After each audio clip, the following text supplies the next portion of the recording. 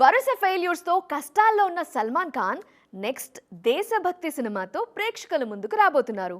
Real incidents ఆధారంగా తెరకెక్కుతున్న battle of Galwan త్వరలో ప్రేక్షకుల ముందుకు రానుంది. అయితే ఈ సినిమాపై వస్తున్న విమర్శలపై కౌంటర్ ఇచ్చారు భాయ్జాన్.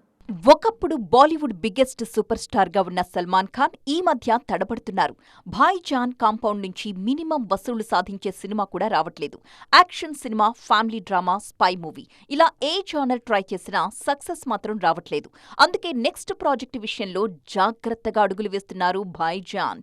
రియల్ ఇన్సిడెంట్స్ ఆధారంగా తెరకెక్కుతున్న దేశభక్తి సినిమాలో నటిస్తున్నారు సల్మాన్.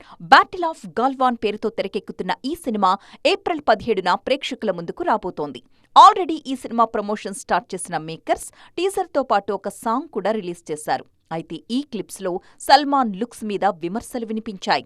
వారియర్ గెటప్లోనూ సల్మాన్ రొమాంటిక్ లుక్కే ఇస్తున్నారంటూ కొంతమంది ట్రోల్ చేస్తున్నారు. ఈ కమెంట్స్ మీద స్పందించారు భాయ్జాన్. సోషల్ మీడియా ట్రోల్స్ పై సెటైర్ వేశారు. తన జట్టును నడిపించే నిజమైన కల్నల్ ఇలాగే ఉంటాడంటూ కౌంటర్ ఇచ్చారు.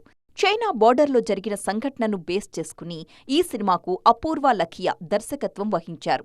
ప్రెజెంట్ బాలీవుడ్లో దేశభక్తి సినిమాలకు మంచి క్రేజ్ ఉండడంతో ఈ సినిమాతో సల్మాన్ బౌన్స్ బ్యాక్ అవుతారని గట్టిగా నమ్ముతున్నారు ఫ్యాన్స్.